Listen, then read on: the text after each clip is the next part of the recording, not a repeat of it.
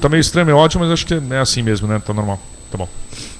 Estamos começando aqui mais um Desculpe a Nossa Falha, aqui direto do estúdio da Pós TV, aqui na Casa Fora do Eixo, em São Paulo. Para quem não conhece aqui o projeto, só explicando rapidamente, o projeto da Pós TV já está com... Já estou até perdendo as contas, já deve estar com uns 8 meses já atualmente. Né, nasceu das transmissões que foram feitas das marchas que tiveram em São Paulo no meio do ano passado, a primeira Marcha da Maconha, depois Marcha da Liberdade. Foram feitos streamings que tiveram muita repercussão. Isso deu a ideia da gente potencializar o uso do streaming, aliado a uma qualidade técnica um pouco maior. Hoje em dia a gente tem até um chroma key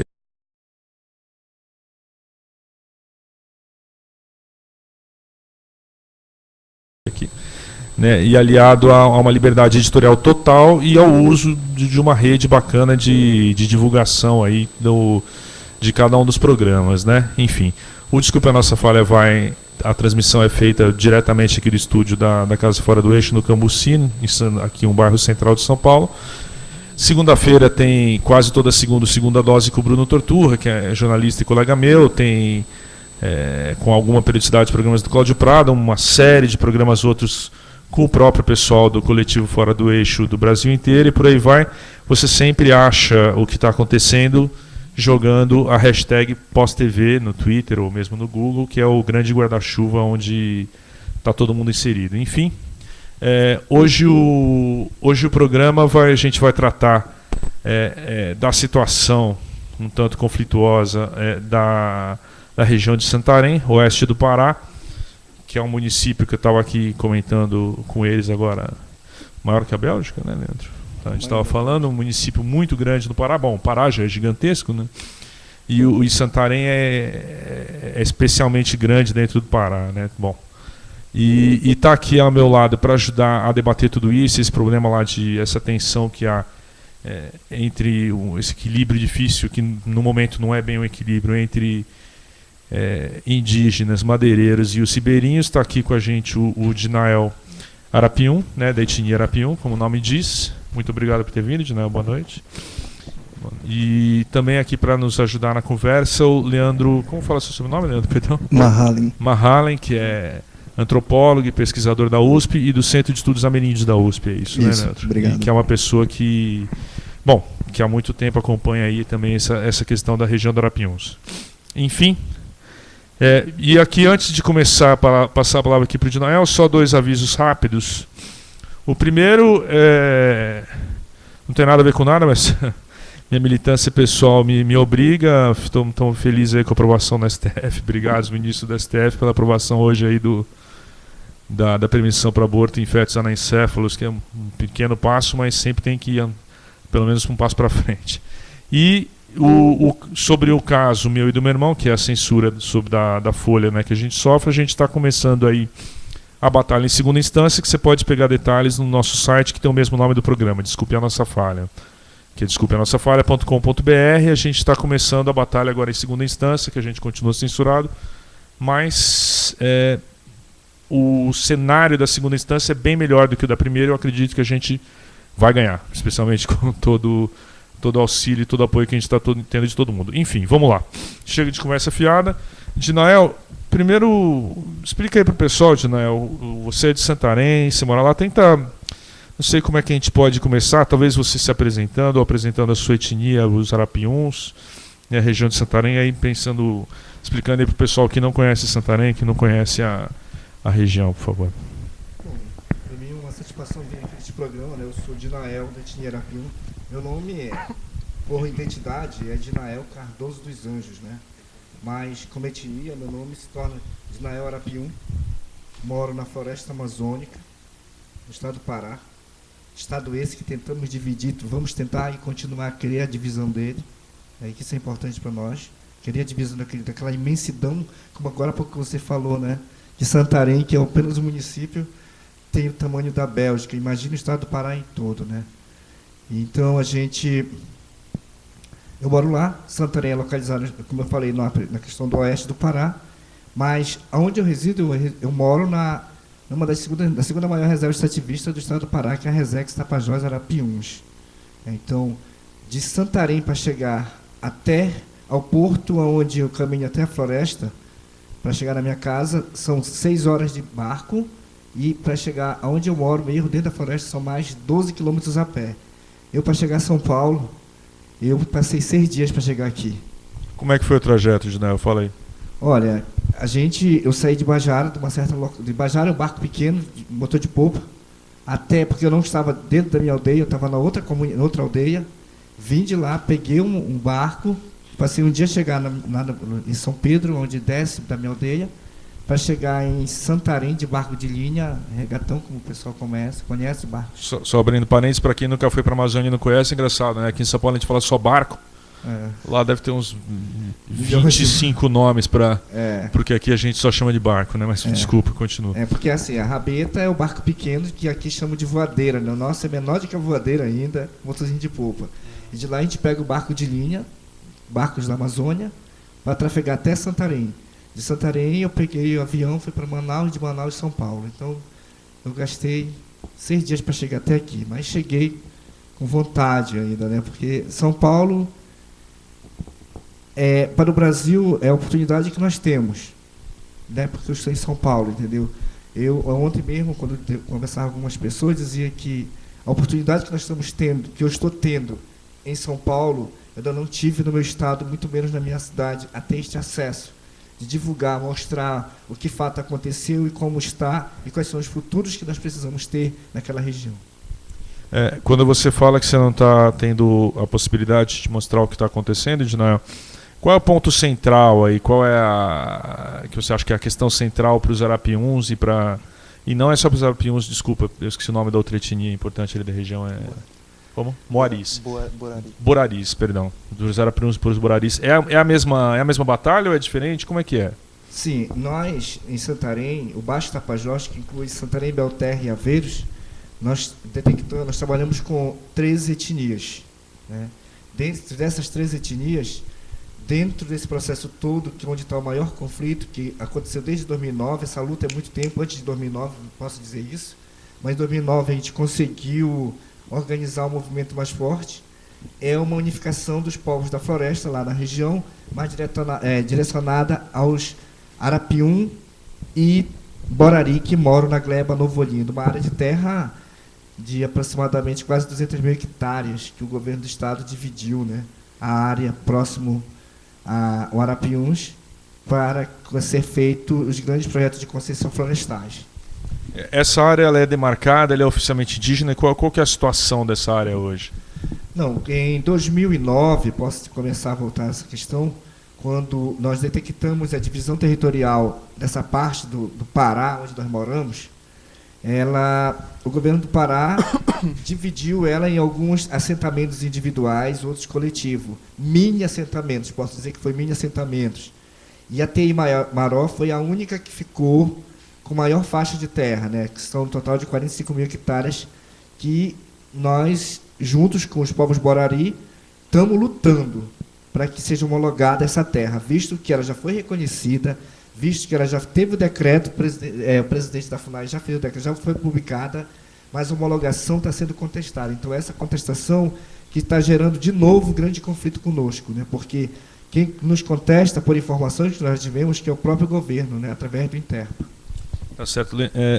Só para as pessoas entenderem, quando você fala assim que a terra ela já foi demarcada, reconhecida, mas não homologada, o que significa cada uma dessas coisas na prática e por que é importante a homologação? Olha, essa é a resposta, porque eu acho que o Felipe poderia me ajudar nesse momento. Felipe, por favor, Leandro. Porque é antropólogo que trabalha com isso. Vai lá, Leandro, por gentileza. Bom, o processo de demarcação no Brasil passa por várias fases, né? Tem um decreto presidencial de 96 que estipulou isso. Então, são os estudos de identificação da terra, seguidos de aprovações internas na FUNAI, aprovação pelo presidente da FUNAI, que foi o que já aconteceu com a Terra Maró, e agora está no Ministério da Justiça, sob análise de contestações que podem vir, enfim, de madeireiros, de vizinhos, né, ribeirinhos, podem ser do Estado, pode ser de qualquer ator. E fechando o processo no Ministério da Justiça, passa para ir para a mesa do presidente para, em alguma ocasião política, ser aprovado. Nesse momento está no Ministério da Justiça. Está no Ministério da Justiça. Tá, é lá que se dá a preparação da homologação, digamos assim. É porque é lá que se recebe as contestações, né? Quando chega no Ministério da Justiça, os índios já apresentaram uma proposta de terra, já tem uma proposta de limites, e essa proposta vai ser contestada por quem acha que tem direito sobre aquela terra. No caso, são essas empresas madeireiras que receberam área de permuta e concessão em uma série de processos, né? Essa região ela foi passada por Itepa porque ela estava a 100 quilômetros além do raio de 100 metros da BR-63. As terras aquém da BR, a 100 quilômetros, elas passaram para o INCRA. E nessas cabeceiras de floresta densa foi justamente onde as madeireiras encontraram um terreno fértil para proliferar, sobretudo depois da criação da Resex, né, que as madeireiras foram expulsas da Resex. É a reserva extrativista, que o Dinael faz parte, é onde ele mora, e que em 98 essas madeireiras foram expulsas de lá. E quando essa Resex foi criada, todo o conjunto dessas madeireiras, esses empreendimentos de extração de madeira se concentraram nas cabeceiras, né, que é o que a gente chama de Gleba Nova Olinda, que é agora a terra indígena Maró. E essas terras, esses empresários receberam essas terras por, enfim, concessão, troca de terra, e são grandes empresas que tem, não são pequenos moradores, são grandes capitais, quer dizer, quem chega lá nunca é o proprietário, é sempre o jagunço, o funcionário. Né? Sim. E só, imagino eu, é uma pergunta, né, tô aqui lucubrando, só a partir da homologação que a FUNAI vai poder atuar e fiscalizar, eventualmente convocar a Polícia Federal se for o caso, etc. Nada disso, imagino, não pode ser feito antes da terra ser homologada, ou pode? Mais ou menos. Pode, porque assim, uma terra indígena... Caiu, perdão, caiu o áudio. Ah não, desculpa.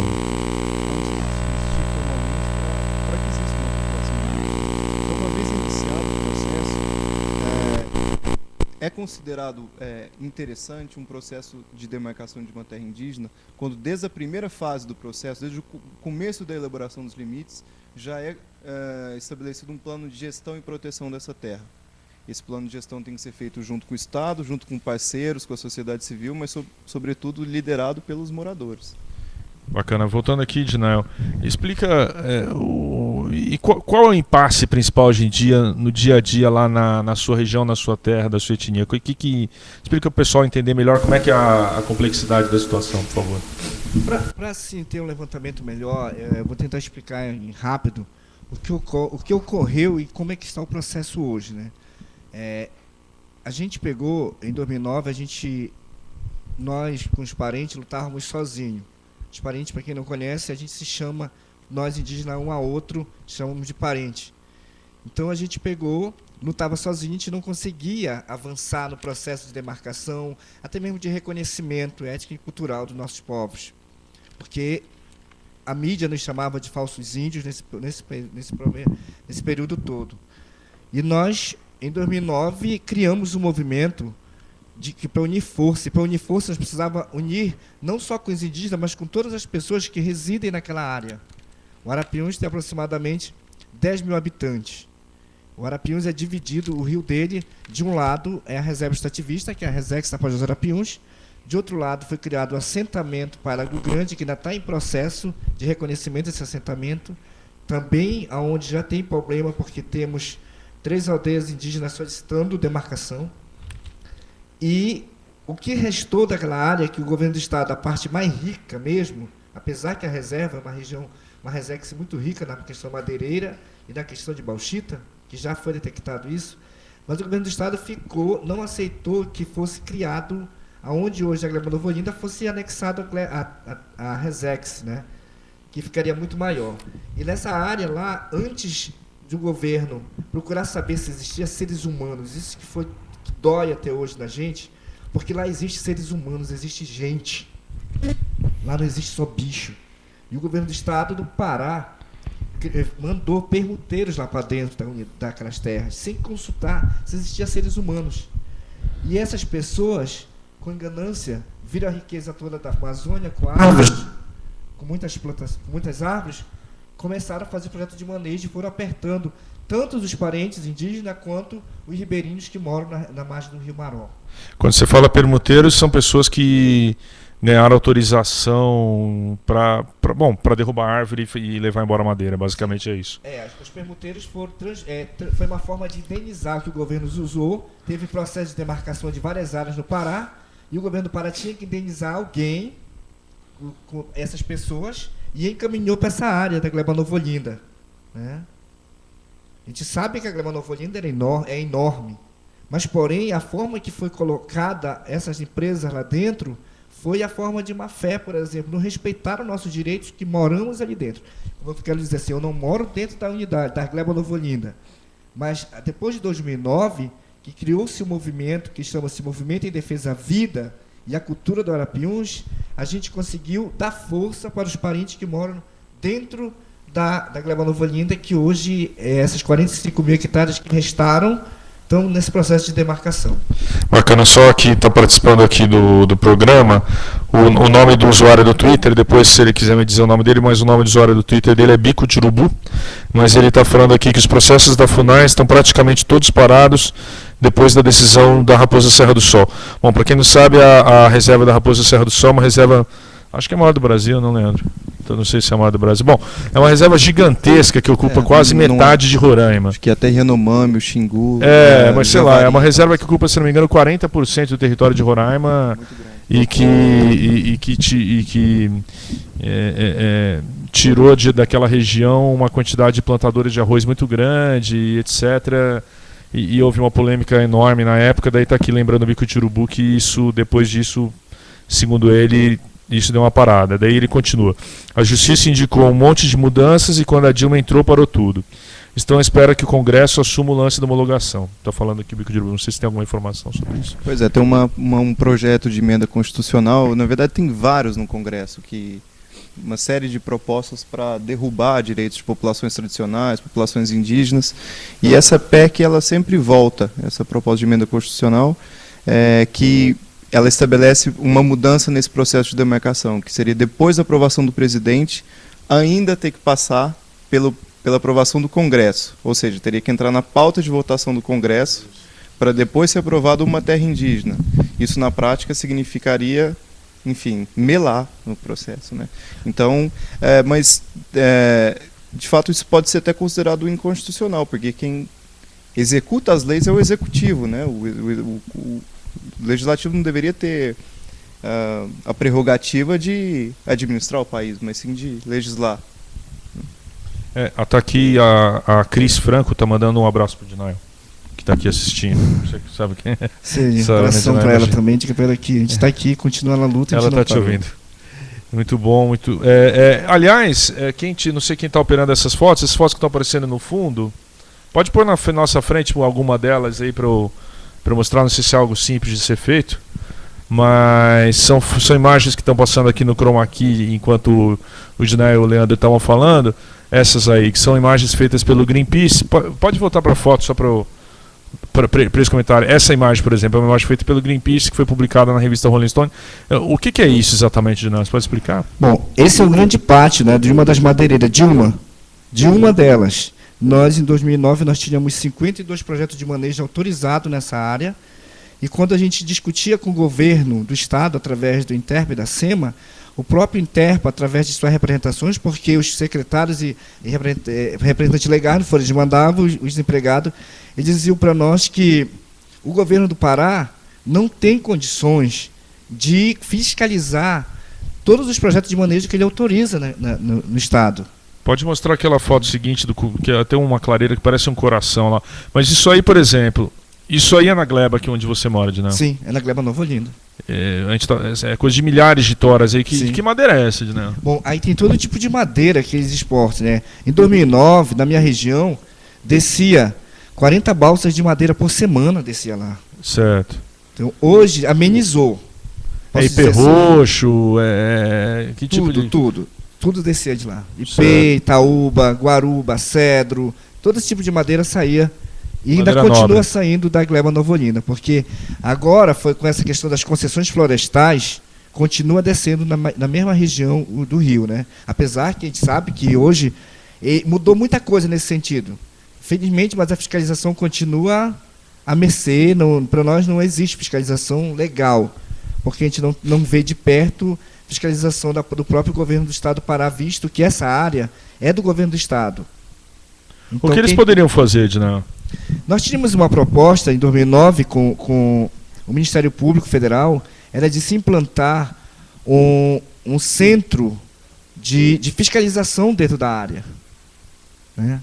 Isso significa o quê? Botar a polícia lá dentro, o fiscal? Tem que ter polícia, imagino eu, né? Não tem jeito. Porque olha só, gente, não me lembro muito bem que em 2009, quando aconteceu aquela repercussão nacional e internacional, que a população de Arapiuns se revoltou e ateou fogo naquelas madeiras que aconteceram lá, aquilo lá, eu quero dizer bem claro aqui, que a gente pegou, houve muitos comentários, mas aquilo não foi uma decisão só dos indígenas, foi a unificação daquele povo, do nosso povo, que hoje eu, por exemplo, eu respondo processos de ações civil e criminal, sou acusado criminalmente de um crime que nós não cometemos, porque nós defendemos a Amazônia, queremos viver nela. Que crime, Edinel, que estão te acusando?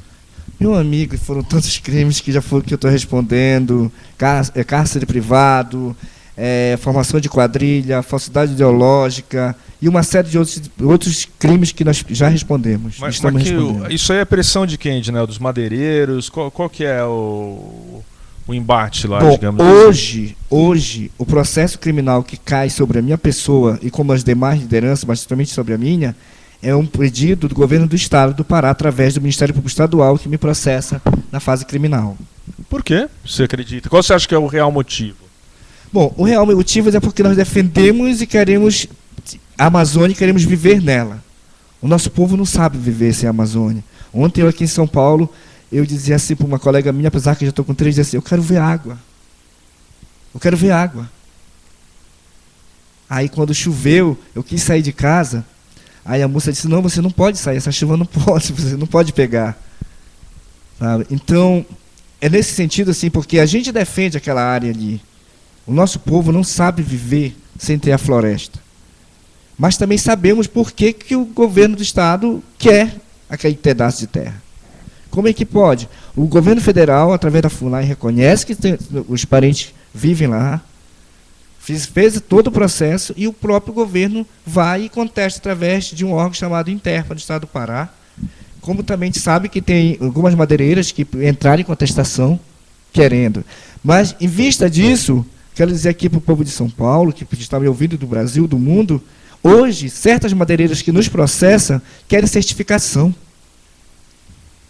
para exportação da madeira. Isso é o fim da picada. Só abrindo parênteses aí de uma experiência pessoal que eu tive, mas que ilustra isso daí. Bom, essas coisas banais aqui de São Paulo, que são consideradas banais, eu precisava trocar um piso de um apartamento que eu estava me mudando com minha mulher e com meu filho, e fui atrás, fiz uma via crucis em loja de madeira em São Paulo, tentando achar alguma madeira que os caras conseguissem me provar que era certificada de verdade. Eu não consegui. Assim, ou ele dizia que era certificada, mas na verdade a certificação era para outro tipo, que eu comecei a ficar louco, eu comecei a bater com as listas do que tipo de madeira que era de verdade certificada, para qual área, etc. Chegou num ponto que eu falei, bom, pus um piso horroroso sintético no meu apartamento, mas pelo menos espero que não tenha vindo da Amazônia. O Bico de Urubu, que é o nome do usuário aqui, tem mais alguns comentários, só para ler aqui a participação dele. Ele está falando aqui, a Comissão Pro-Índio de São Paulo pressionou o MP do Pará para que a Interpa fizesse fiscalização nos quilombos. Aí ele continua, o Interpa foi obrigado a barrar as aprovações de novas reservas enquanto não resolvesse a situação anterior. Existe controle, mas a senha da certificadora fica nas mãos dos madeireiros por ignorância do processo. E aí ele passa aqui um boletim de um balanço da CEPISP sobre esse assunto. Você conhece? É a Comissão Pro-Índio de São Paulo. Eles tiveram uma atuação muito importante na época da Constituinte, né, na formação do direito indígena, direitos de populações tradicionais no Brasil. E hoje em dia eles têm uma atuação muito forte com os quilombolas do estado do Pará, Oriximiná, região de Oriximiná. Vamos ver aquele mapa lá, ele tá fácil aí, gente? Que para o pessoal ter uma ideia do tamanho, aí você quer explicar, Leandro, ou Edinel, um de vocês dois? Eu não sei se tem como explicar aí esse mapa, né, se dá para o pessoal entender o que a gente está vendo aí. Bom, a gente está vendo um grande mosaico de formas de regularização fundiária, né? Essa é a região do município de Santarém. Esse rio, no sentido norte-sul, é o rio Tapajós. Acima dele, esse complexo de ilhas, esse arquipélago, esse rio grande é o Amazonas. À esquerda, a gente consegue ver aí um rio passando entre a Resex, que é essa área verde, abrir de novo, gente, a imagem um pouquinho. e o Pai Lago Grande, que é essa área entre o rio Amazonas e a Resex, né? Ali tem o rio Arapiuns ali no meio. E a Teimaró, a Gleba Nova Olinda, é justamente nas cabeceiras disso, né? Seguindo a esquerda, é o amarelo oeste. Claro ou não tem a ver? Não, é o laranja. A Teimaró é o laranja depois do verde, ao oeste desse grande verde que é a reserva extrativista. É onde você mora, Dinão? Não, eu moro na reserva. Que é onde, perdão? Nessa parte verde, entre o Tapajós e o Arapiuns, nessa faixa de terra de 690 mil hectares. Essa parte verde é onde eu resido. Tá, só para então, recapitulando. A mancha de água gigantesca em cima é o rio Amazonas, que como a gente sabe ele é todo entrecortado e etc. E passa por centenas de arquipélagos e tudo mais, quem já foi lá sabe. Esse braço, assim, esse rio que desce aqui em direção ao sul é o Arapiuns, ou não? Esse que desce em direção ao sul é o Tapajós. Tapajós, perdão. Cadê o Arapiuns? Esse Tá sentido entre oeste. o Amazonas e o Tapajós. Aí está entre o Amazonas e o Tapajós, tem a Resex, que é essa grande área verde, tem esse azul claro. Esse é o projeto agroextrativista. Ah, tá. Ali também tem uma série de populações indígenas, tem um conflito sério, né, de terra, né, não só com olarias, de tijolos e uma série de coisas, mas um conflito forte entre os próprios moradores sobre que futuro que eles querem para aquela terra, né? Alguns acham interessante aquele assentamento, outros querem a terra indígena. E a terra que está querendo ser homologada, qual dessas áreas que é? Ou é tudo isso? De fato são várias terras, né, em estudo. A terra indígena Maró, assim, ela é a terra que tem mais tensão fundiária no sentido de ameaça externa, de madeireiro, grandes proprietários. No restante do Arapiuns e no Tapajós, em parte onde já existem esses projetos extrativistas, né, que as terras formalmente são já da União e destinadas para populações tradicionais, o conflito é um pouco diferente, né? É um conflito, muitas vezes ele passa mais por uma disputa entre índios e ribeirinhos, né, que acaba dividindo famílias. É uma situação muito complicada que a gente, acho que é o papel deles lá, junto com a gente de fora, pensar um jeito de barrar esse diálogo para defender os interesses deles e conseguir, né, tirar esses madeireiros e todos esses problemas para o desenvolvimento deles lá. Legal. Só para aqui dar uma... informar aí quem tá chegando agora, a gente está aqui na Pós TV, ao vivo aqui, direto do estúdio da Casa Fora do Eixo em São Paulo, discutindo as questões aí da região de Santarém, essa tensão que existe aí entre a população indígena que quer a homologação da sua terra. Está aqui do meu lado o Dinael, que é a liderança indígena Arapiuns ali da região, está em São Paulo por alguns dias, e também o Leandro Mahalen, desculpe, antropólogo e pesquisador da USP, que também conhece muito ali a região ali do Rio Arapiuns e de Santarém, que, como a gente disse no programa, é um município do Pará tão grande. Quando a gente fala maior do que a Bélgica, e outra metragem curiosa, a metragem de Santarém, ela é 3 vezes o tamanho da Grande São Paulo inteira, que é composta de 39 municípios. Ou seja, dá para ter uma ideia do tamanho do município que a gente está falando. E mesmo assim, a gente está falando de um pequeno pedaço do estado do Pará, né? Depois acho que talvez o Leandro possa talvez ajudar a contextualizar isso. Bom, por uma coincidência familiar, eu tenho um irmão que é indigenista e mora em Humaitá, isso é no Amazonas, fronteira com Rondônia, sei lá, 2.000 quilômetros de Santarém, talvez, né? Muito longe. E parece que... E é engraçado, porque ele me conta casos e coisas que são muito semelhantes, assim. Parece que é uma história que com pequenas variações se repete, né?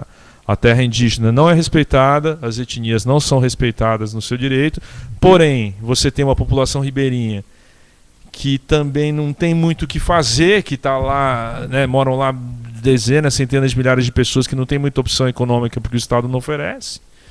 E quando a gente fala em madeireiro, tem grandes madeireiros e tem também pequenos, né? Imagino eu, gente que também tá lá perdida, ou gente mal intencionada ou não sei. Você acha que esse tipo de conflito de Santarém se reproduz, Leandro? Como é que você vê isso? Não, acho que esse conflito é bastante geral, né? Não só na Amazônia, mas uma série de casos, né, que tem esse tipo de populações tradicionais hoje, né? Rio Solimões, Baixo Rio Negro, Médio Rio Negro, Nordeste, países dos Andes, né?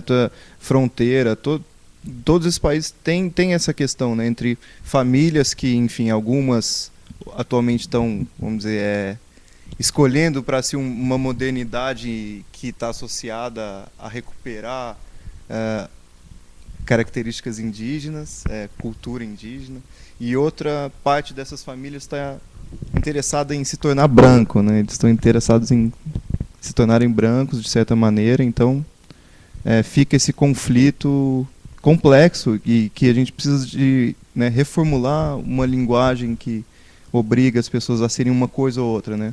Acho que geralmente lá as pessoas têm que ser ou camponês ou têm que ser indígena, mas eles podem perfeitamente ser camponeses indígenas. Tem uma mistura aí que é difícil de entender para quem nunca foi lá, para quem nunca conversou, é complexo. Bom, para isso que a gente está aqui tentando debater, etc., para esclarecer algumas coisas, levar um pouco de luz pessoal.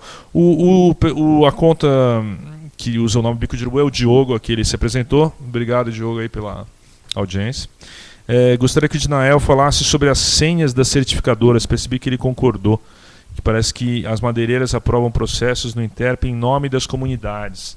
Você sabe de algo nesse sentido que seria um erro que ele está falando aqui? Sim, houve muito isso no início de todo esse processo, que eles conseguiram manipular muitas lideranças, né, para que as lideranças fizessem os projetos de manejo como se fosse para as comunidades, e eles comprariam a madeira. Isso aconteceu nessa região, principalmente em 2009. Muda-se a partir de 2009 para cá, com a criação do movimento. Aconteceu um fato conosco lá, muito, muito assim, incrível. Nós queríamos a ampliação de um assentamento, que aparece nesse mapa aí, se você olhar no plano de fundo, chamado Assentamento Coletivo Vista Alegre. Nós queríamos a ampliação desse assentamento para 25 mil hectares de terra para as famílias que moravam lá. O que ocorreu? Ocorreu que os madeireiros conseguiram manipular lideranças, entendeu? Porque a pobreza, como eu falei no início, nossa região é tão rica, mas nosso povo é pobre. Conseguiram trocar as coisas com telha, com televisão, com antena parabólica. Chegaram a fazer isso nas comunidades. E com isso, os comunitários, em vez de querer a ampliação do assentamento, ao mesmo tempo, fizeram o documento contra que não queriam só 5 mil hectares. E em julho de 2009, a governadora Ana Júlia decretou um assentamento de Vista Alegre para 5 mil. Hoje, o que está ocorrendo é o seguinte: as pessoas que moravam lá venderam tudo para os madeireiros e agora atravessaram para a unidade de conservação para a Resex. Olha o que está ocorrendo lá. E agora nós vamos ter que ver de que forma retirar essas famílias. Imagina como fica a minha situação como indígena, retirar um extrativista que eles não se reconhecem como indígena, retirar da reserva e dizer assim: olha, vocês não podem ficar aqui. Eles não podem ficar aqui. Então nós vamos ter que retirar eles da unidade de conservação. E como é que eu vou tirar uma pessoa que eu sei que nasceu e se criou na margem do Rio Maró, na Gleba Nova Olinda? Eu tenho que botar os filhos deles dentro de um paneiro, de um panacu, e colocar num bote para atravessar. Olha a situação que a gente enfrenta hoje, com esse grande problema que houve dentro desse projeto de criação dos assentamentos individuais lá na Gleba Nova Olinda. Que coisa. Eu acho legal a gente ilustrar esse tipo de situação, porque às vezes parece que está muito abstrato o que a gente está falando. E a gente está falando de uma situação que é inclusive violenta e que é muito tensa e muito distante, né? Você estava dizendo que só de onde você mora exatamente até Santarém, você estava falando no começo do programa, são 6 horas de barco e mais 12 quilômetros a pé. Né, assim, e a gente sabe que essa história de ali no meio do mato, a relação né, no meio da floresta, né? A relação entre a população indígena, madeireiros, deve ter grileiro e etc. Muita gente armada, né? Imagino eu, e mesmo de tudo que é lado, principalmente do lado dos madeireiros. Como é que é isso? Tem violência lá, Ednelton? Existe você, por exemplo, você já sofreu algum tipo de ameaça? Você já teve algum tipo de problema? Sim, a minha pessoa já teve ameaça, já tentaram de toda forma me comprar, né? Já tentaram de toda forma me comprar, mas o meu outro colega, outro parente, o cacique Odaí, já pegou surras, já foi massacrado, já amarraram ele 2 dias no meio do mato, em Santarém, deram muita baque nele. Hoje ele é protegido de justiça, parente, tá? Ele tem escolta policial para poder trafegar, né? Outros meninos demais das outras lideranças também já chegaram a pegar uma surra. Em mim não conseguiram ainda, eu posso dizer assim, já não conseguiram me pegar, porque em Santarém eu sou muito conhecido, entendeu? Então, e depois que ocorreu isso tudo, e ficou bem claro que se tivesse acontecido alguma coisa conosco naquele momento ou agora, é eles, alguém está mandando fazer. E voltando à questão que eu iniciei agora há pouco sobre a certificação que eles estão querendo, as próprias madeireiras que nos processam hoje querem certificação, né? Eles criaram um TAC, uma empresa, vou citar nome, não tem porquê, a Rondombel criou um TAC com o governo do estado de se retirar, porque a TI Maró, nesse processo todo, ela tem 45 mil hectares. Dentro das 45 mil hectares, 5.500 hectares era da permuta da Rondombel, da família Benúcio. Então, agora, como eles querem certificação, que eles ganharam a concessão florestal, uma parte da concessão florestal, e eles querem a certificação. Então, o que eles fizeram? Foram na Secretaria de Meio Ambiente do Estado do Pará, fizeram um TAC com o secretário dizendo que eles retiram o projeto de manejo deles, que estava autorizado na TI Maró, mas querem certificação. Mas para eles terem certificação, eles precisam o quê? Ter nós do lado deles. Por quê? Porque para receber certificação, pelo que rege a Constituição brasileira e questão de reconhecimento de concessão meu Deus, deu um branco. Não, o reconhecimento da certificação. Não tem, nenhuma empresa pode ter problemas fundiários. E nós temos. No dia que eu fui procurado pelo advogado da empresa, ele disse assim, não, nós vamos tirar todos os processos civil contra você e contra outras lideranças.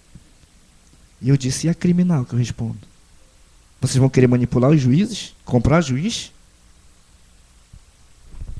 E quem vai pagar o que vocês fizeram com a minha imagem? Se você for no YouTube agora, você pode chamar o nome e você vai ver coisas horríveis que colocaram.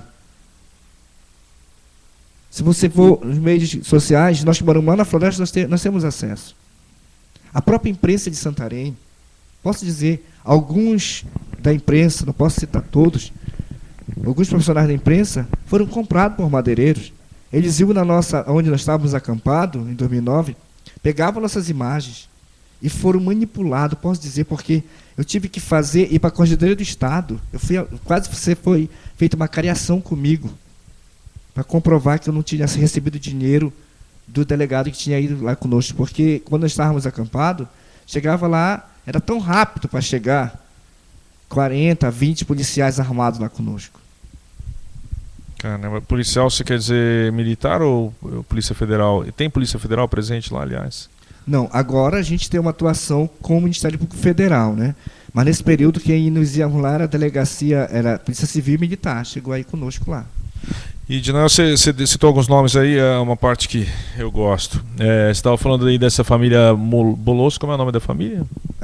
Fernando Benúcio, que quer a certificação, né? Uma família dessa, por exemplo, lá em Santarém, eles são muito poderosos, tem aí toda essa relação suspeita, digamos assim, com o Secretaria de Meio Ambiente, Ministério Público, seduzindo, para usar uma palavra leve, lideranças indígenas e por aí vai. Assim, eles imaginam que tem um poder muito grande uma família dessa. E te difamando e por aí vai. Tenta falar para as pessoas como isso funciona na prática, assim, lá no dia a dia. Olha, nesse processo de certificação, quem solicita a certificação para a gente e está precisando dela, porque o projeto de concessão florestal no estado do Pará foi enorme na minha região, é o Rondombel, madeireira, que pertence à família Benúcio, Mas, além dela, outro processo que a gente responde é da família Brau, outro permuteiro que tem grandes lotes de terra no estado do Pará, principalmente da minha região, que só é para tirar madeira. Só é para tirar exportação de madeira. E, incrível que pareça, a madeira não fica em Santarém. A madeira vem tudo para Belém. É tudo em Belém que é trabalhado. Enquanto isso, as madeireiras de Santarém, que são de menor porte, fecharam tudo, estão sendo fechadas. Entendeu? O desemprego aumenta e Belém leva tudo para lá. Bom, de Belém deve vir para cá, imagino eu, né? Aí, obviamente, né? Assim, porque não só para São Paulo, não só para o Rio ou para outros lugares do Brasil, mas com a certificação ele vai poder exportar madeira para o mundo todo. Para o mundo todo. Então, imagina, eu lembro muito bem que quando os advogados deles já me procuraram 3 vezes para tentar me conversar comigo, chamaram outros colegas, mas, como eu disse, para o advogado deles, e continuo dizendo, eu não tenho por que conversar com o advogado, eu quero conversar com o proprietário. E outra questão que eu coloquei no momento lá para Rondonbel, que nós, do Arapiuns, nós não estamos discutindo com os madeireiros. A nossa discussão é com o governo do estado do Pará. Porque os madeireiros só vão lá para o meio da floresta autorizado pelo governo do estado. É eles que autorizam os grandes projetos de manejo da Amazônia. Tá? Isso acontece no Pará.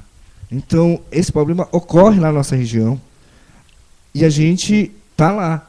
Hoje, eles nos procuram para querer dar nossas assinaturas para que ele possa ter. Eu não sei se amanhã eu ainda vou estar vivo, não sei. É uma situação meio complicada, porque eu sempre digo que o nosso estado, o Pará, não tem lei. Lá, a lei é do mais forte. Certo. Leandro, você que já esteve lá na região, como você acha que desata esse nó? Você tem algum palpite, o que poderia ser feito, nem que seja hipoteticamente, não sei. Bom, acho que uma parte importante para o escoamento de madeira é aquilo que, a Marina Silva sempre fala, que é a necessidade de certificação no mercado interno brasileiro, né? Quando você disse que em São Paulo foi procurar madeira certificada e não achou, isso é gravíssimo. Não, mas é que a gente está... Desculpa te interromper, mas é que a gente estava falando aqui, o Dinael estava falando longamente, etc., e que muitas vezes a certificação é fajuta também, né? Exatamente, mas imagina, se a gente consegue uma certificação de fato, você controla um certo tipo de consumo, né? Uma série de pessoas vão consumir sabendo a origem do produto, o que ajuda. Outra parte, é a regularização fundiária, mas ali é um mosaico tão complexo que ali vai precisar, assim, que essas famílias e esse movimento que o Dinael faz parte, que tenta articular o movimento indígena com o movimento extrativista, para que esses filhos do Arapiuns, todos, defendam juntos o seu interesse comum contra esses grupos de fora que entram para... Porque geralmente tem um problema interno, né? Que as disputas internas são tão complexas, tão cheias de minúcias, que às vezes é muito difícil eles montarem alguma articulação grande para defender o interesse comum. E esse movimento que eles queimaram as balsas, eu acho que ele trouxe uma novidade interessante no contexto, né, no presente do Arapiuns, que estava muito rachado tudo, estava muito dividido internamente. E isso deu uma unificada que trouxe uma esperança, né?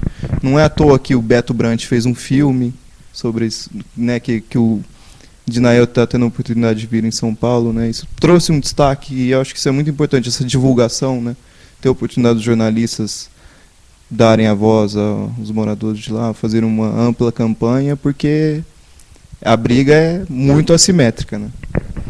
Aliás, só esclarecendo, né, o Dinael veio aqui em São Paulo, né, pro motivo principal, né, Dinael, que foi para participar aí dos eventos de lançamento do filme novo do Beto Brant, que Eu Receberia as Piores Notícias dos Seus Lábios, esse é o nome, né, perdão.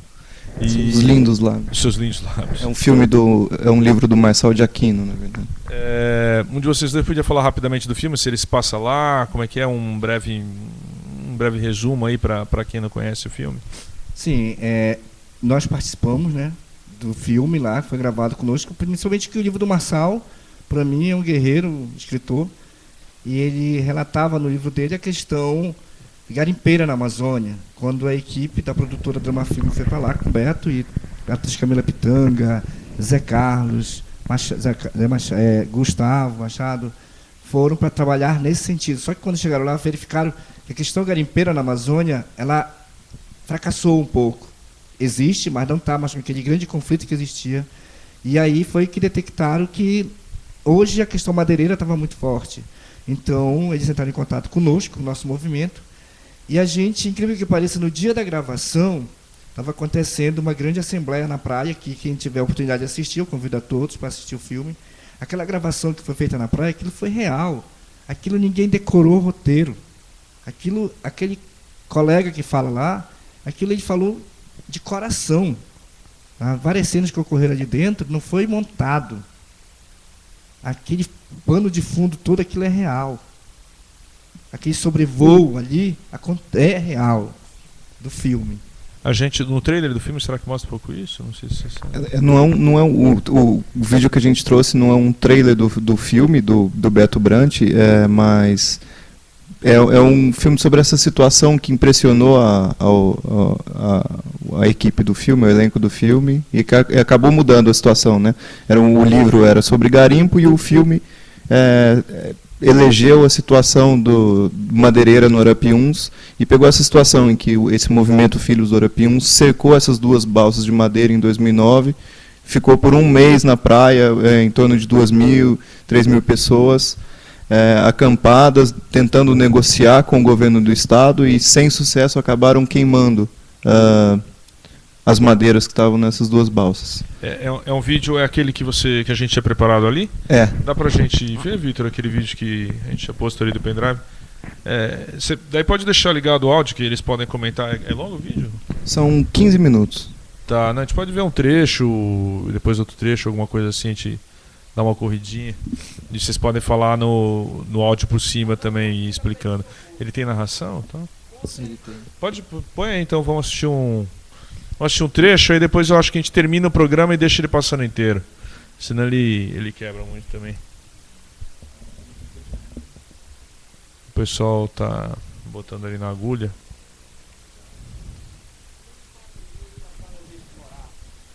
Todos os dias, os moradores das comunidades do Rio Arapiuns e Maró vêm passar barcos que levam passageiros, mercadorias e pescadores. Mas o vai e vem comum das embarcações tinha algo que incomodava a população. A passagem de grandes balsas carregadas de madeira levantava suspeitas e passou a simbolizar que algo estava errado na região. Exploração ilegal de madeira, grilagem de terras públicas, violência. Problemas que passaram a fazer parte do dia a dia da população que vive na grande região denominada Gleba Nova Olinda, Maró e Arapiuns. Tudo por causa da cobiça de alguns pelos recursos florestais da região. Dia 12 de outubro de 2009, dia de um basta a essa exploração. Reunidos na comunidade de São Pedro, moradores de 27 comunidades iniciaram uma manifestação contra a exploração ilegal de madeira e tem ordenamento territorial em Nova Olinda de acordo com os direitos dos moradores.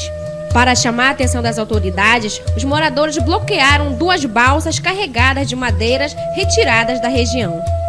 O momento da manifestação não é coincidência. A área da Gleba Nova Olinda, onde moram diversas comunidades tradicionais, tem uma história de conflitos pela posse da terra, que aumentou com a chegada de empresas interessadas em explorar os recursos florestais da região. Porém, desde 2007, a região vem passando por um processo que busca seu ordenamento territorial. Fazer esse bloqueio, bloquear não o tráfico de embarcação de pequeno porte, como por exemplo os barcos de linhas que circulavam, os regatões, isso aí estava livre. A nossa questão era paralisar as balsas por um bom período ali para diminuir o fluxo de passagem, né? Que ali era a parte mais estreita. Essa aí fica na comunidade de São Pedro, aonde sobe para onde eu moro, por meio da floresta. E aí, quando vocês teve essa negociação com o governo do estado, bom, vocês fizeram isso obviamente para chamar a atenção desse problema da extração completamente irregular de madeira e etc. E o governo do estado deu de ombros, digamos assim, né? Não fez nada. Não. E vocês tacaram fogo na madeira, basicamente foi isso. Nós ficamos 30 dias e 30 noites, chamamos o Ministério Público, quem assistiu o vídeo vai verificar que o próprio Ministério Público Estadual e Federal esteve conosco. mas não conseguiu trazer a Secretaria de Meio Ambiente e nem o Interflor e o Interpa para que pudéssemos sentar de perto, porque a população do Arapiuns não queria fazer a questão da madeira, né? Pegar fogo as madeiras. Eles queriam ver de toda a documentação como era sendo feita. E a gente não conseguiu. Mesmo o Ministério Público Federal não conseguiu. Esse vídeo está no YouTube, está na internet, está em algum lugar? Não está no YouTube. A gente pode subir? Pode. Agora eu tô Tá, já. então vamos lá. Hoje, assim que acabar aqui o programa, a gente sobe no YouTube e divulga, e põe nos blogs e convida todos que estão assistindo a ajudarem a divulgar e a mais um material de apoio aí para dar pra gente entender tudo que está acontecendo ali na região da Arapiuns, e ao fim do programa a gente deixa passando inteiro. É que no programa ao vivo às vezes a gente bota vídeo muito longo e o pessoal começa a desanimar. Mas vamos mostrar depois, se vocês acharem, gente, um trechinho das balsas incandescentes, vocês avisam a gente e a gente mostra pro pessoal. Mas esse vídeo que não só não foi exibido na televisão, como sequer está no YouTube, vamos colocá-lo. Enfim. Isso foi em quando exatamente, Ednael, exatamente, que foi essa ação das balsas? Olha, o movimento, assim, a luta pela demarcação da Teimaró e todas as questões fundiárias da Gleba Nova Olinda já tem aproximadamente 13 anos, né? Mas sempre foi assim, os parentes lutavam sozinhos. E em 2009 foi o momento que a gente uniu forças. Tanto os Borari, tanto os Arapiuns, Jaraqui, Maitapu, Munduruku, e a população ribeirinha, os Tapuia, os Tupaiú, se reuniram junto com as comunidades extrativistas, né? Isso é a balsa queimada? Foi, isso já foi no final, né? Tá bom. Quando apareceu, né? Tá. Não, desculpa, pode continuar. E aí? Então, isso a gente disse, quando disseram, vocês queimaram as balsas. Não. A população do Arapiuns queimou a madeira, chorando. Nunca esqueço isso. Eu nunca esqueço que o povo do Arapiuns não queria fazer isso. Eles não queriam fazer. Mas foi a única forma de fazer para que o governo, tanto estadual e federal, porque logo após o que aconteceu aí, a FUNAI colocou no Diário Oficial a TI, Terra Indígena dos Munduruku, da Flora do Tapajós, e logo em seguida, no passado, no dia do lançamento do filme do Beto Brant lá no Rio, incrível que pareça, que a gente foi para o Festival de Cinema, eu e outro parente, foi o dia que foi colocado no Diário Oficial a TI Maró. Né? Então, quer dizer, só depois de a gente ter feito isso que o governo veio nos ouvir. E agora continua na mesma discussão. Uma coisa que eu digo assim, será que é preciso de fazer mais um ato desse? Porque as balsas continuam descendo lá. Diminuiu sim, mas continuam. Para que seja homologada logo essa terra. Como é que o próprio governo do Estado tenta fazer de toda forma dizer que aquela terra não existe ali? Ainda tem muita área de floresta intocada lá, não? Tem muita área de floresta intocada. Por exemplo, a Resex é intocada, a TI Maró, em parte, está intocada, porque eles já tiraram muita madeira da TI Maró. Antes de ser colocado no Diário Oficial, eles tiraram muita madeira, né? Mas abaixo da madeira tem uma coisa que é incrível, a grande quantidade de bauxita. Tá, isso é importante falar também. Isso dentro da gleba tem bauxita. É demais, a Alcoa está do lado. Bom, a Alcoa tá... é lá o tal do projeto da Alcoa, aqueles que eles dizem que é exemplar? É lá a Alcoa. Não é o projeto que eles estão fazendo uma estrada de ferro enorme que leva para o porto e tudo mais, que eles colocam como sendo um projeto modelo até? Só que eles estão em outra gleba, ao lado da gleba Nova Olinda 1. Eles estão na gleba Curumucuri, no assentamento Curumucuri, no município de Juruti, mas é ao lado da TI Maró. Você sabe mais sobre essa questão da Alcoa, Leandro? Bom, a Alcoa é recente, né? Esse projeto, acho que eles começaram a extrair, de fato, acho que 2005, no máximo, 2007. E é em Juruti, a extração é em Juruti Velho, que é uma cabeceira, uma situação muito parecida, uma população muito parecida ali, né? Juruti Velho. Diferente de Juruti Novo, que já é uma população mais de imigrante, né? E a zona de extração é ao lado, já nas cabeceiras dos formadores do lago de Juruti Velho. E esse trilho de trem ele liga o porto da cidade de Juruti às minas em Juruti Velho. E todo o entorno dessa região ela tem bauxita, né?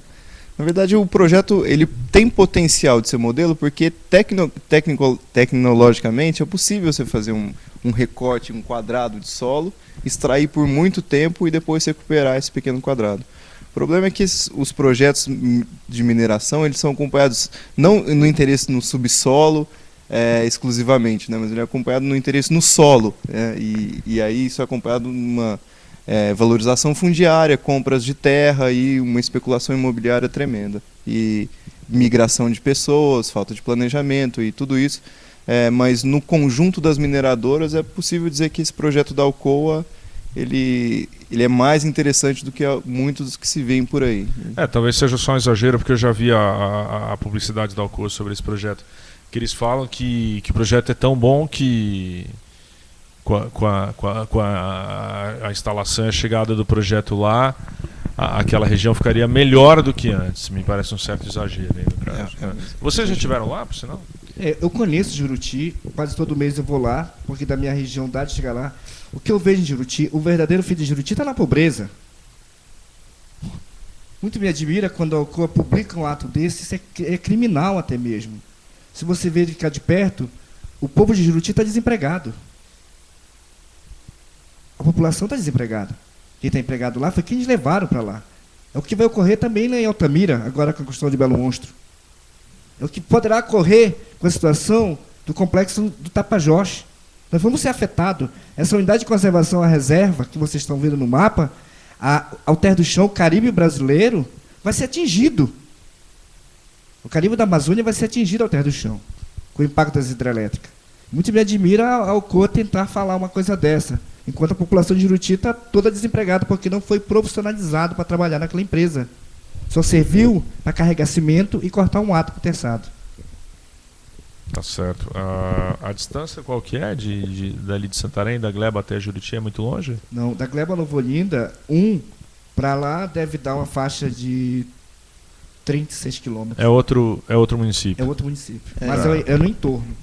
Tá e são dois caminhos diferentes, né? Um que leva a Gleba Nova Olinda do Juruti e outro que tem a PA 257, que é uma estrada de terra que cruza esse assentamento agroextrativista Lago Grande, que é na margem oposta da Resex, e o assentamento Lago Grande, assim, ele tá uma especulação já de terra muito grande, enfim, uma série de moradores do Lago Grande, que já tem umas vilas maiores, tem uma grande expectativa que aquilo vire cidade, né, se emancipem como cidade e o desenvolvimento chegue, é uma noção de desenvolvimento muito, vamos dizer, complicada, né, porque associa, igual um pouco o projeto São Paulo, associa desenvolvimento à quantidade de cimento, né, é maior ou é menor que Santarém? Só para entender. Aliás, perdão, eu ia fazer outra pergunta agora que eu tinha esquecido. A bauxita é usada para quê exatamente mesmo? Alumínio. Da bauxita se extrai alúmina se faz o alumínio. E tem bauxita em Santarém também? Essa bauxita ela é transportada para o Maranhão, beneficiada, transformada em alúmina no Maranhão e exportada fora do Brasil é feito alumínio que é novamente importado de volta. Você quer falar mais alguma coisa sobre esse assunto, dessa questão da mineração? Também é um problema em Santarém ou não? Até agora, assim, a gente já começa a sentir o problema, né? Porque o que eu observo, acima de tudo, são a questão das cidades que não são preparadas para o grande fluxo que está ocorrendo, né? O Juruti hoje está tomado como a questão ali do Belo Monstro lá em Altamira, né? Então a gente percebe que o fluxo de seres humanos que está entrando nessas cidades, como Juruti e Altamira, vai percorrer em Santarém. Então é um problema que nós vamos estar enfrentando, porque Santarém também não tem essa estrutura toda para receber futuramente essa grande quantidade de público, né, que está aí. Esse conflito que está colocado lá, esse conflito nessa situação muito tensa, né, de toda a Gleba, etc. e tal, já é algo que já resultou em mortes ou não chegou a tanto, Dinão? Olha, aconteceu um fato com a gente ano passado, que nós estávamos em Brasília com um parente lá daí, e quando a gente voltou, tinham amarrado 2 trabalhadores de uma empresa e nos acusaram. Amarraram eles de cabeça para baixo no meio da floresta e tinham nos acusado que tinha sido nós, né? Isso Mas é eles estavam mortos ou não? Não, eles não chegaram a morrer, foram salvos. Salvo por um indígena, ainda tem isso. Os indígenas que estavam na mata foram procurar que tinham dado sumiço deles e encontraram eles e salvaram eles. É muito comum isso, pelo que você está me falando, de colocar a culpa em indígenas. Pelo jeito é uma coisa que acontece com uma certa... Tentar difamar a população indígena, isso é comum lá? Isso é comum, muito comum, isso aí acontece sempre. E existe esse preconceito comum aí, né, contra indígenas. Não sei se em Santarém é a mesma coisa, de que os índios eles querem se aproveitar de uma situação especial que eles teriam com o governo, e de até numa situação jurídica especial, e de que eles são preguiçosos e querem ter proveito econômico por conta de eventuais privilégios, entre aspas, que eu não acho que sejam privilégios, só, de novo, entre aspas, por serem indígenas e tudo mais. Tem meio esse preconceito de que índio é preguiçoso e só se aproveita das benesses do governo, digamos assim, do que o governo oferece. Tem isso lá ou não? Sim, existe muito isso aí. Existe, a gente é taxado como preguiçoso, vagabundo, vândalos, sabe? A gente é taxado quando a gente luta pelos nossos direitos. Existe isso aí. Tá? Foi publicado muitos artigos contra a gente. A própria revista Veja publicou várias coisas contra a gente, nos denegrindo não só nós do Maró, não só nós do Arapiuns, como do Brasil, como os falsos índios. Eu mando antropólogos para lá para fazer esse crime que parece. Agora há pouco eu vim da USP, onde eu estava falando lá na sala de antropologia, que, pelo amor de Deus, quando mandasse... Eu sei que não é a USP que manda, mas quando se fala em antropólogo, fere a todos os antropólogos. Né? Antropólogos contratados por empresa para chamar a gente de falsos índios, porque a gente não está de cocá, porque a gente não está andando nu, porque a gente não está andando pintado. E uma coisa eu digo, eu sou indígena, e indígena, para mim, tem que estar no sangue e no coração, acima de tudo. Sim, é bom falar isso, porque é um preconceito comum aqui em São Paulo, né, Leandro, por favor? Que antropólogo pode falar sobre isso. Não, eu diria que essa situação, talvez, desse preconceito, esse estigma com a palavra índio, né? A palavra índio é muito carregada. Então é possível se encontrar um senhor pescando de flecha, com um rosto indígena, morando numa casa de palha, e reconhecer que é descendente, que os pais que eram indígenas, os avós eram indígenas, e se recusar totalmente a ser chamado dessa maneira, ou entrar num movimento político que toma, né, na ideia de índio como uma bandeira. E isso é o mais difícil, porque brigar com a mineradora, brigar com uma madeireira, de certo modo, é fácil, porque você tem um grupo de dentro e um grupo de fora. A questão é se encontrar força o suficiente para expulsar os caras, mas o conflito é fácil de entender. Já o conflito interno que existe lá, essas diferenças de interpretação, um irmão, né, é interessante, esse movimento é interessante, outro irmão já vai num sentido contrário, e aí isso é muito carregado, essa palavra é muito carregada, e o movimento, quando surgiu, ele tomou como meta inverter o sentido da palavra. Uma palavra que era negativa passou assim, bom, vamos ter o orgulho indígena, sim, orgulho de ser indígena. Só que, por um outro lado, muitas pessoas que, enfim, estavam meio alheias, distantes desse movimento, do núcleo desse movimento, começaram a achar que, por exemplo, teriam que falar essa frase, bom, eu preciso me assumir indígena para ser índio, não falando essa frase eu não sou. O que gerou uma tensão lá que agora é preciso trabalhar entre essas famílias para que elas pensem isso de uma maneira mais interessante do que foi pensado nos primeiros dias, nos primeiros momentos do calor do movimento, né? E a relação com os ribeirinhos é melhor, Dinael, ou não tanto?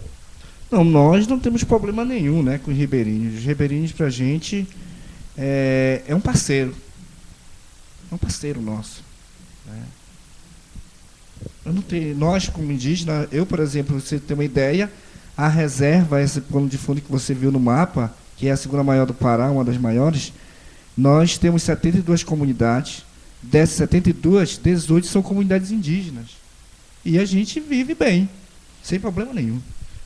Quantos arapiuns moram lá na região toda de Santarém? Você faz ideia, não?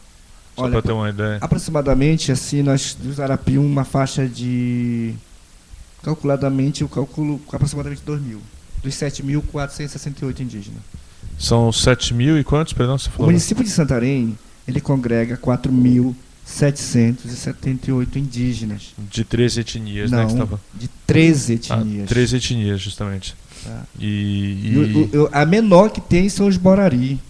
Incrível que pareça, a Alter do Chão é a mais famosa da área de Santarém. É uma vila Borari e nós temos poucos Borari.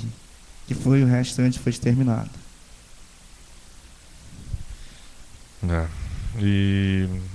Bom, não continua sendo exterminado, pelo menos, né? Não, agora não. Agora a gente então, pelo menos luta para isso, né? Para que a gente permaneça com a nossa cultura vivendo, né, ali dentro. Porque o que eu sinto assim, a gente sem aquilo ali, o índio o parente não tem como sobreviver não, gente. Eu fiquei muito triste quando eu cheguei, até eu fiz um comentário ontem, quando eu cheguei lá na livraria cultural, né? Cultura. E vi um cartaz de um parente meu pedindo sapato, roupa em São Paulo. Vamos dar terra para o parente trabalhar, para sobreviver. Não é dando um sapato para ele que vai resolver o problema do meu parente. Vamos dar um espaço para ele viver com dignidade com a família dele. Isso que é importante para a gente. Tá certo. Eu estava pensando em encaminhando para o final do programa. Não sei se tem algum aspecto importante que vocês acham que a gente acabou deixando passar, que é interessante a gente falar, pensando em quem possa estar assistindo, ou algo, não sei, algum ponto que a gente não tenha abordado direito, que é legal deixar registrado. Bom, o que eu quero dizer assim para finalizar é que a Amazônia não tem só jacaré e nem só árvore. A Amazônia tem gente, tem vida ali, vida humana. E você não tenha medo. Vá lá, vá bem de perto com a gente. Eu te convido aqui nesse momento aqui, você que está junto comigo trabalhando, fazendo trabalho, vá na Amazônia, vamos lá junto com o Felipe Milanês, foi lá com a gente, viajou, viu de perto como é que a gente vive. Porque na Amazônia a gente sobrevive. A gente precisa viver com dignidade. Nós não somos contra o desenvolvimento da Amazônia, mas mediante que esse desenvolvimento tenha a nossa participação, que nós moramos lá, nós sabemos como é que preservar ela e sabemos como queremos esse desenvolvimento. Nos chamamos para esses debates que a gente está disposto a compartilhar. E dizer aqui em público que o verdadeiro amazônida, ele não destrói a Amazônia. Ele não destrói a Amazônia, o verdadeiro amazônida. E dizer aqui em público que a questão de Belo Monte para a gente não está perdida. Belo Monte é uma tristeza para a gente, Amazônia. E quero dizer aqui em público como paraense, o meu estado Pará, que eu quero a divisão, infelizmente eu tenho que lutar agora para essa divisão, não precisa de energia. A gente precisa de investimento no que nós temos.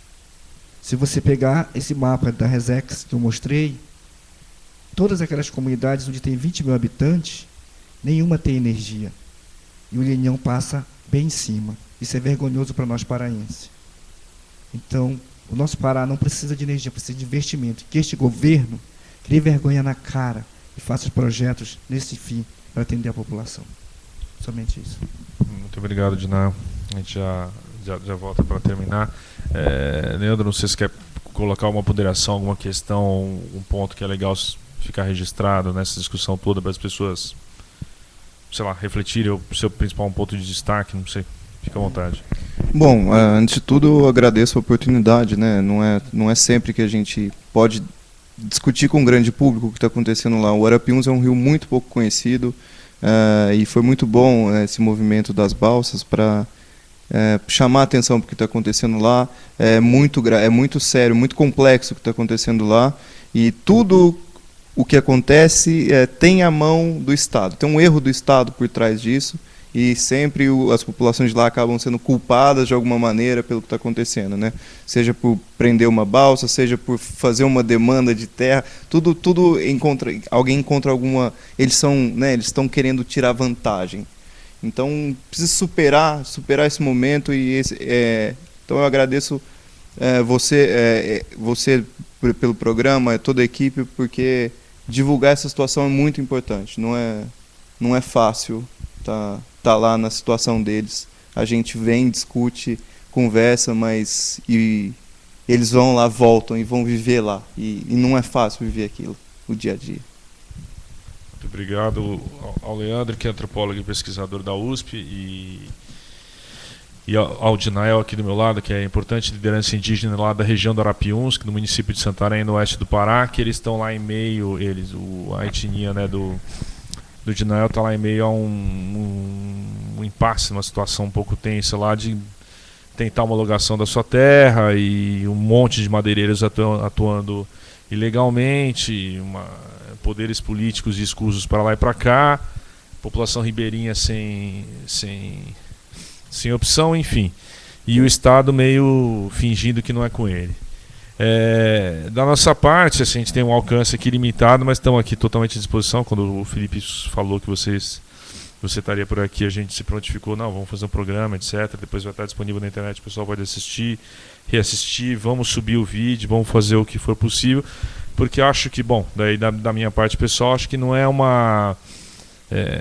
Santarém é muito longe daqui, o próprio Dinael falou que ele demorou da gleba dele até aqui 6 dias, mas nós temos a ver com isso, né? A gente está aqui no centro de São Paulo, mas a gente tem a ver com isso não só na hora que bota o piso na nossa casa, bom, que é uma coisa mais prática, mas até é sempre bom lembrar meio que o óbvio, né? Que a etnia do Dinael provavelmente estava aqui muito antes das primeiras caravelas chegarem no Brasil, né? Eu acho que merece um pouco mais de respeito do que está acontecendo. Aí, acabando o programa, a gente pode emendar com o vídeo lá e deixar o vídeo passando inteiro. Pode deixar. Aí, e depois tiver os créditos também, que é o vídeo da questão das balsas. Eu acho legal ele estar emendado no programa, porque depois quem for ver no YouTube e tudo mais, termina você já assistindo o vídeo. Muito obrigado, gente. Boa noite, obrigado pela presença. E na quinta-feira que vem a gente volta. Obrigado à equipe toda que está aqui da Casa Fora do Eixo de São Paulo e a nossa pequena plateia que vem acompanhando também. Boa noite, até quinta que vem.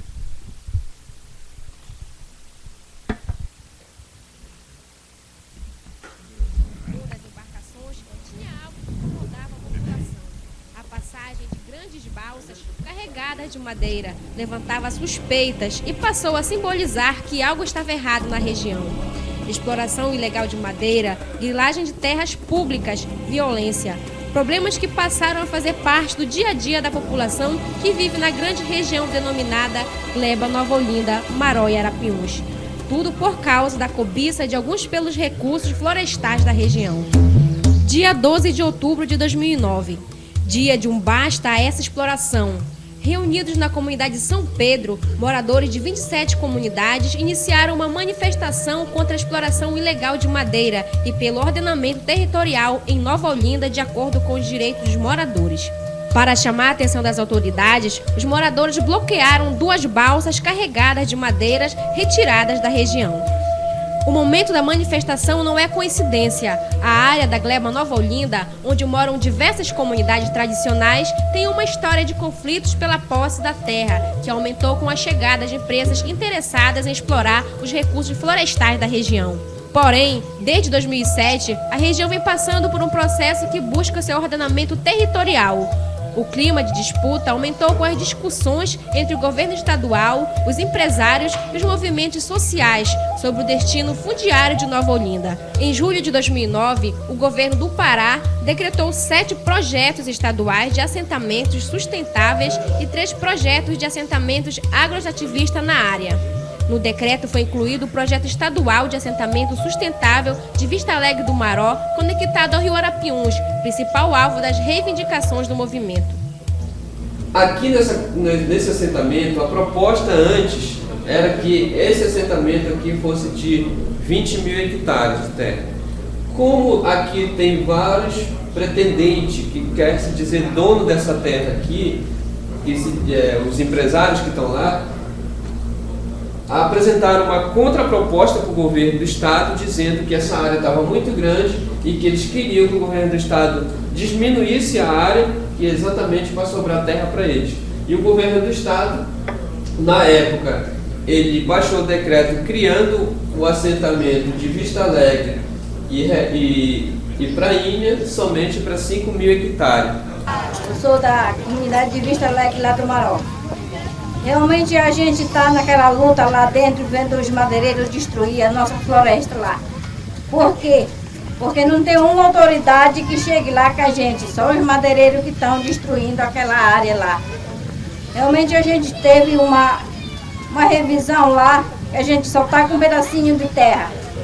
E o resto eles dizem que é deles, das madeireiras. A questão principal é que os limites da área solicitada pelas comunidades envolve áreas também pretendidas pelas empresas madeireiras a quem o governo concedeu plano de manejo para a exploração. Além disso, os comunitários denunciam que a exploração acaba sendo maior do que o estabelecido nos planos de manejo. O desmatamento é feito também nas áreas pretendidas pelas comunidades indígenas em processo de regulamentação. Essa área aqui, essa área aqui que pega aqui o final da terra indígena é a área das permutas. Como ela é a área das permutas, é as pessoas que se dizem ter a documentação da terra toda legal. Mas a madeira que está saindo hoje, a madeira que está presa não presa, mas detida por nós, moradores do Rio Arapiuns e Maró, aqui na comunidade de São Pedro, elas estão tirando exatamente daqui, de dentro da terra indígena, né? E exatamente daqui de trás da comunidade de Vista Alegre. A 5 quilômetros de Vista Alegre está o manejo onde estão tirando madeira. Esse pessoal do manejo, se aprova 1 ou 2 planos de manejo para eles, eles não tiram somente madeira do plano de manejo. São duas coisas. Uma coisa é o manejo e outra coisa fora do manejo. Então, as pessoas que são donos dos manejos aprovados, eles tiram, por exemplo, eles tiram aqui 30 mil do plano de manejo, 30 mil metros cúbicos de madeira, e venham aqui para o final da área, que não está na área de permuta, e acabam tirando 70 mil, 80 mil metros cúbicos de madeira. Exatamente para, quando a fiscalização chegar lá, ver que o plano de manejo onde está autorizado, não, aqui está funcionando legal, não tem irregularidade, mas a fiscalização não faz a fiscalização geral, a fiscalização chamada pente fino, né? Por esse motivo, o Manifesto dos Moradores envolve várias reivindicações para pressionar o governo a garantir os direitos das comunidades tradicionais e indígenas da região. A suspensão de todos os planos de manejo, o decreto da criação do projeto agroextrativista de Mariazinha, a ampliação da área do projeto agroextrativista de Vista Alegre e Prainha de 5.600 hectares para 25.000 e a criação das terras indígenas pela FUNAI e também o reconhecimento pelo INCRA como beneficiários da reforma agrária dos moradores de lá da Gleba Nova Olinda. Para os moradores do Rio Arapiuns e Maró, a proteção da floresta é tão importante como a proteção de sua própria vida. E se o nosso Maró, o nosso Aruã, for destruído totalmente, é claro que o nosso Arapiuns está morto, porque eles são os afluentes do nosso rio. Então, se eles morrerem, aí nós também morreremos com eles. E as crianças que estão aí. Então, nós estamos aqui lutando não só por nós, mas por uma futura geração.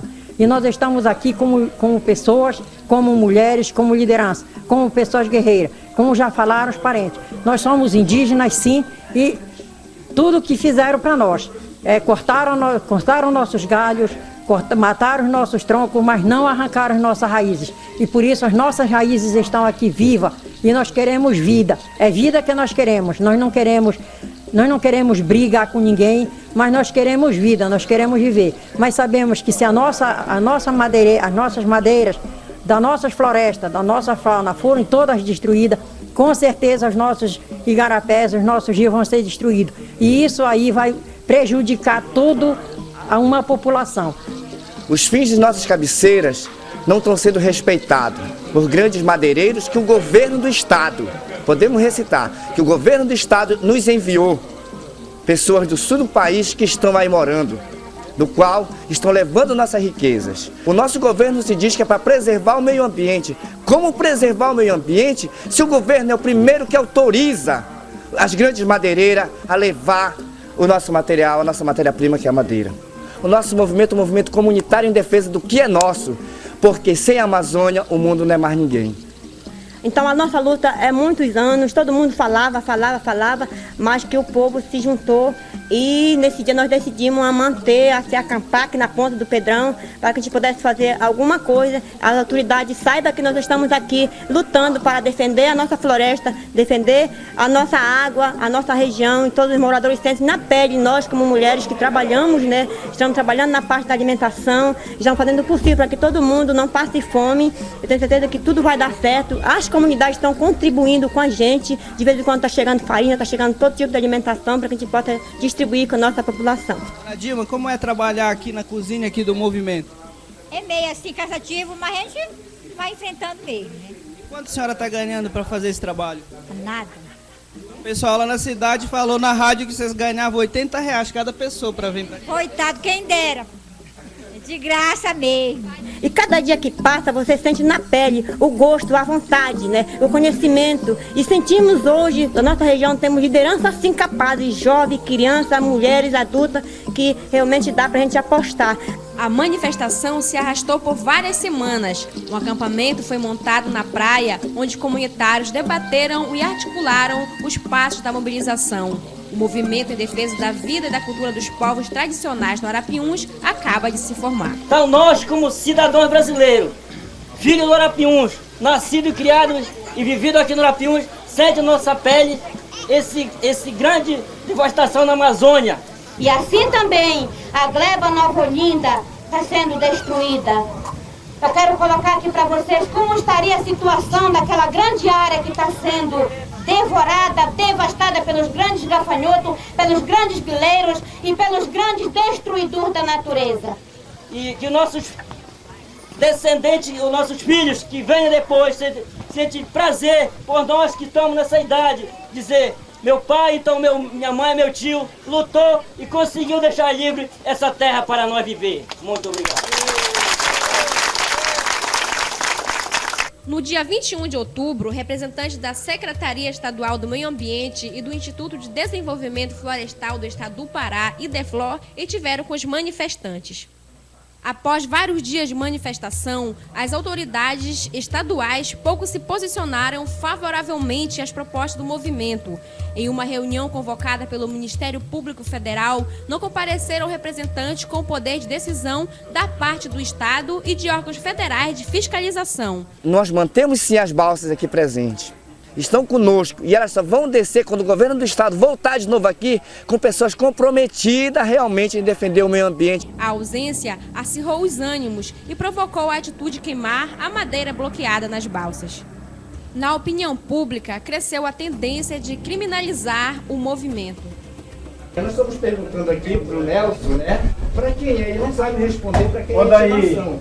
Ele está se perguntando para o Aldair. O Aldair não se compara, não está aqui. A tentativa de intimidar o movimento acontecia de várias formas, seja através da mídia, que em sua maioria tentava rotular o movimento como badeneiros, entre outros adjetivos, como também através da própria polícia, que intimou vários comunitários a pedido dos madeireiros. Em relação ao Ministério Público Federal, o que nós observamos é que há realmente uma omissão dos órgãos responsáveis pela fiscalização. Tá? Isso nós já sabemos, a Secretaria Estadual do Meio Ambiente realmente é omissa em questão de fiscalização, tanto que ela nem tem fiscais aqui em Santarém, os fiscais são de Belém. Tá? Então, por isso que nós confiamos na palavra dos manifestantes, quando eles dizem que está havendo extração ilegal de madeira lá na região. Tá? Isso aí é um problema grave que atinge nossa região aqui, extração ilegal de madeira crimes ambientais são frequentes. A manifestação do povo do Arapiuns não podia ser mais ignorada pelas autoridades. Mediado pelo Ministério Público Federal, após sucessivas reuniões, o governo do estado e autoridades federais tiveram que apresentar o que chamaram de agenda positiva. O decreto de ampliação do assentamento de Vista Alegre de 5 para 15 mil hectares, a criação de uma reserva florestal no entorno, a retirada das ADIPs, concessões estaduais provisórias, a aceleração do processo de demarcação das terras indígenas do Maró e o início de operações de fiscalização, que deve ter o acompanhamento do movimento. A SEMA, que é a mesma que autoriza o plano de manejo, não tem feito fiscalização e nem vai fazer fiscalização porque ela não vai admitir que cometeu erro. Ela, inclusive, utiliza em todos os relatórios que foram apresentados no sindicato, né? A própria SEMA, o Giovanni, nós fomos lá, o relatório apresentado por eles, primeiro, que não há extração de madeira legal. Eles dizem isso, que não há conflito por madeira ou por questão de terra aqui. Esses são os relatórios da SEMA. A SEMA, para essas pessoas aqui, não é confiável. Então não vai ser a SEMA que vai fazer a fiscalização. Por isso que um dos pontos de pauta é que se faça uma ação conjunta naquela região, que está chamada de pente fino. Conjunta. Enquanto acompanham o cumprimento das promessas do governo, o movimento em defesa da vida e da cultura tradicional do Arapiuns não vai parar. Cresce a força de organização e a mobilização do povo do Arapiuns em defesa de seu maior patrimônio, a Floresta Viva. A minha opinião é que o povo consiga se organizar mais, né? Se entender mais, para que possamos falar só uma linguagem de defesa da vida e a cultura do Arapiuns, que é a sigla do nosso movimento. O movimento continua. A minha opinião é que está no momento de nós defendermos o que é nosso, apesar de o governo estar, assim, particularmente dando, né, entregando na mão da grilagem, das madeireiras, mas a minha opinião pessoal é que está em tempo ainda de fazer alguma coisa para defender a vida da floresta amazônica. Prepare pra lutar, eu vou, sempre tá presente, eu tô na lavoura, gente que vale o amor. Prepare pra lutar, eu vou, sempre tá presente, eu tô na lavoura, gente que vale o amor. Prepare pra lutar, eu vou, sempre tá presente, eu tô na lavoura, gente que vale o amor. Prepare pra lutar, eu vou, sempre tá presente, eu tô na lavoura, gente que vale o amor. Prepare pra lutar, eu vou, sempre tá presente, eu tô na lavoura, gente que vale o amor. Prepare pra lutar, eu vou, sempre tá presente, eu tô na lavoura, gente que vale o amor. Prepare pra lutar, eu vou, sempre tá presente, eu tô na lavoura, gente que vale o amor.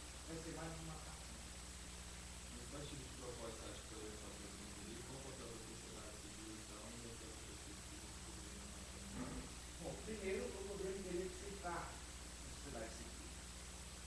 A sociedade civil tem muitas atividades que quer apresentar, independente da política.